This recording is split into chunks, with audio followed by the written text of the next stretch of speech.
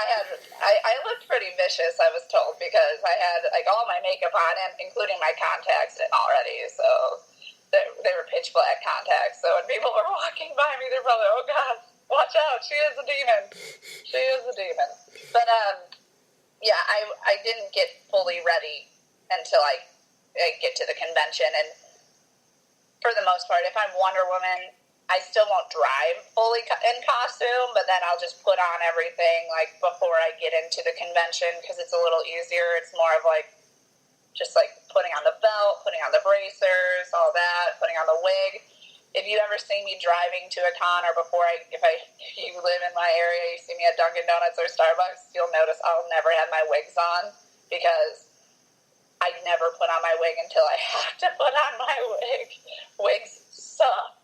They suck so bad. They're better than natural hair when you don't have the right hair for the costume, but I mean, they itch. They're tight on your head, so I always wait until I get there, unless the wig is like a super professional wig that I need to make sure it's all like taped down and whatnot. But yeah, I try to wait until I'm at the convention because the less amount of time that I'm in the uncomfortableness that is a costume, the better for me. Well, that's understandable. And I will say this. I remember, again, going back to when we first met and you were dressed up, as I like to call, the lady in red. And just, seeing you with the red wig yourself, you did look a lot different. And then when you took it off, I'm just like, oh, yeah, that's right. She doesn't look like that naturally. Okay, she actually looks like a regular person. It's just amazing how much time and effort that you definitely put into that kind of a costume, and then just seeing you just get out of it, and it's just like, oh, that's right, she has different hair color than what she has right now. Holy crap, I was not expecting that at all. But so a lot of times when you're at these C2E2s, Comic Cons, or Wizard Cons, everything like that, you're definitely getting a lot of people that you're saying a lot of positives, they're saying some people that do say a lot of negatives, but what is probably one of the ultimate payoffs or one of the ultimate benefits of just going to these cons and being dressed up as Wonder Woman or as, Ichigo or, all these other people? I think what's cool is each costume kind of has its own interactions with people, and I think other costumers would agree. It really depends on the audience of your costume. And I mean, you're usually a fan of your cosplay, and if you're not, then it's like, oh, why'd you do that? But, so like with Wonder Woman, I get so many pictures and so many people, know who I am, know what I do, blah, blah, blah. I'm Wonder Woman. They're so excited. They want to do like muscles with me. Little girls always love Wonder Woman, and I just try to, really portray the good role model of Wonder Woman and high five kids and do all the fist bumps and make the little girls do their muscle with me. And they always are like, oh, we can do muscles. I'm like, yeah, show girl power, girl power. And that's always fun. And I love when the little kids really come up and ask you, like, Wonder Woman, could I take your picture? And like they use like Wonder Woman. So you're like, oh yeah, okay. And I love when the parents, you can tell when it's like the little kid's idea versus like the parents' idea. And the parents are like, oh, go ask to get her picture. And like the kids are like just petrified. Usually they're petrified to come up to you. And they're like, and then like, so I always usually go, oh my gosh, Supergirl, I love your costume. Could I have a picture with you? And she's like, or they're like, oh, yeah, okay. And then I'm like, oh, your parents already have the camera out. This is perfect. Let's take a picture together. And everything. So I try to make the kids, like, really interactive. And Maleficent gets a lot of that, too, when I am Maleficent, because she's a Disney character. So kids, even though kids are a little afraid of her at first with the horns and everything, but when I start talking to them and smiling, they're always like, oh, I know her from Maleficent. I know her.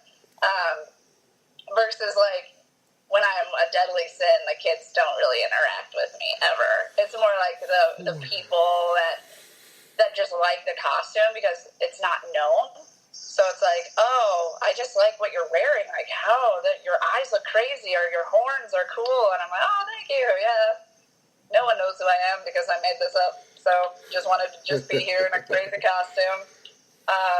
And then when you're an anime character, it's totally different because anime fandom is just so strong. So it's like, you know that the people won't know who you are, but the people who do know who you are going to get intense about it. So like, at Wizard World St. Louis, I was just anime characters. So the first time I was Ichigo, and there's this girl who is just geeked out that me and my cos family was all, I was Ichigo, my sister was Kenpachi Zaraki, and Rosalita was Grimjow Jaggerjack. And she was like, oh my gosh, can I hug you guys? And we're like, okay, sure. But it's not even weird because that's what the anime fans do. Like, anime fans geek out hardcore because it's like, oh my gosh, this is rare here because I don't know anyone else. Like, I can't talk to anyone else about my anime fandom, but this person must know my anime fandom because she's dressed up like it or stuff like that. And like, it's really fun for me because I do know the anime really well, and that's one of my favorite nerddoms to participate in is the anime section. And so I always try to ask them about, who's your favorite Bleach character? Oh, what is this? What's going on with this? Did you like the ending and everything? And it's always fun. And like when I was Undertaker, Black Butler, like the Black Butler fans were so giddy because it's always young. It feels like they're always young, like teenage girls who just like don't connect very well with other people sometimes. So to connect with them via the costumes that we're wearing or the costume that I'm wearing, it's always really fun. So I enjoy doing anime because the fans are just, and you're just like, back, yeah, you knew who I was. But yeah, I do have to say though, the C2E2 costume, I was pretty geeked when two people came up to me and knew who I was. Because no one knew who I was. Because I was literally a Magic the Gathering card artwork by James Chan. He drew the Death Pact Angel. And basically, the Death Pact Angel is not one of those angels that has a name even. like there are angels that are like pretty famous. Like Avacyn is a pretty famous angel. And they're like, oh, if you're doing a Magic the Gathering angel, you must be doing Avacyn. But I wasn't. So, two people that ran up, they're like, you're the Death Pact Angel for Magic the Gathering. And I was like, oh my gosh, come here. I was like, good job. And it was cool because both of them responded to me on Facebook. Because I told them, I'm like, please tell me on Facebook that you were the guys who said Death Pact Angel. And they did, and it was really cool. I'm like, oh my gosh, I'm friend requesting you now. You're awesome. Join the Magic the Gathering groups I'm in. Yada, yada. So that's the most fun is when you're in costume and people kind of interact with you, and if they like the characters, awesome. If they don't, or if they don't know it, oh well, okay. Right. They'll still appreciate the costume, and I'm sure that those two guys became probably like your two favorite people after C2E2. They're really cool. I had a few people know that I was like, or ask if I was from Magic the Gathering, like, am I an angel from Magic the Gathering? And I was like, yes! And I got stoked about that, but at the end of the day... It just stopped. when these guys totally got it on the dot, like, Death Pact Angel. And I was like, oh my god! That's so great! Oh man! Next time I see that, I'll just be that guy geeking out. I was like, "Oh my god, Death Pact Angel!" I'll just scream it so the entire con hears it, and everybody will just look over and be like, "Oh my god!" I'll just get a little wake up, just like, "You're welcome." Yeah, it's just really cool when people actually. Well, only when like, I mean, I don't think it's really cool when people get that I'm Wonder Woman. Like, I'm like, they're like, "Are you Wonder Woman?" I'm like, no way. How did you know? It's not like I have a big W on my chest or anything. But you know what I mean. Like, it's more cool when, like, you're an abstract character and you find someone that's abstract like you who knows your character. That's always the most fun. And that's why it's really cool to sometimes do the abstract characters when people are like, why would you do that? Like, no one's going to know who you are. It's like, well, maybe I'm not looking to please everybody. It's quality over quantity sometimes. I'm going to find the fandoms that I have and that I support, and maybe I'll find a really good friend. Who knows? Woo! Because it's all about friendship. Jesus. Oh, I haven't talked to people very often today, so. Oh, my gosh. You are just something else, Victory Bell. Every single day, it's just like, yep, this is my co-host. This is exactly what I have to do. But, okay, so we talked a lot of the positives. You did mention before that there were some times where things just don't go your way, and it has been documented on video. You know, sometimes, a prop might not work with you, and a lot of people know what I'm talking about. If you haven't seen the video, go check it out. During a photo shoot, basically, prop of yours did not want to work with you, and needless to say, yeah, it turned out to be one of the hilarious videos that I've come to enjoy, but at the same time, it's like, that kind of sucks, because, yeah.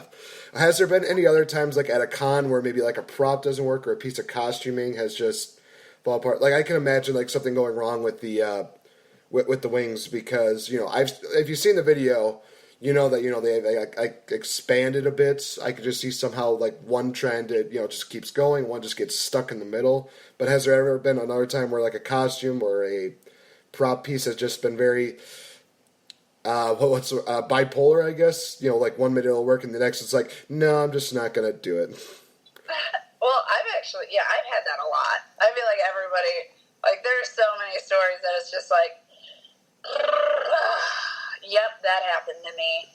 But a few times one that just happened at C2E2 was the straps. I have to lead up to this story by saying that my wings took me over 2 weeks to create, and because I was going to cons every weekend, I kind of didn't get to spend as much time as I would like to have spent on the wings. So leading up to C2E2, I literally woke up, like, C2E2 started Friday, so I woke up really early Friday and worked all night on the wings Friday with the people from Unrivaled Prototyping. So I stayed up probably till like 4 or 5, woke up at like 8, then got to the con, and I was just Undertaker, so it wasn't too much of a hassle. And then I got home probably around 7-something or 8 at night. I had to go shopping for a little bit of the wings because I needed more glue. And then by 10, I went to bed, and I woke back up at midnight. And then I stayed up from midnight all the way up until 11 p.m. the next day because I did not go to sleep. We were working on the wings, and we finished everything, and we made sure the wings worked. And then our dumb butts didn't even think of, like, okay, these are huge. How am I getting them to the con? I don't know. We had to, like, make sure it fit in my parents' truck. I had to go borrow my parents' truck. And it fit in the first truck and a big, like, Ford F-150. But then I realized after we got it in there, I'm like, oh, my gosh, that truck is out of order because we have to go get new brakes.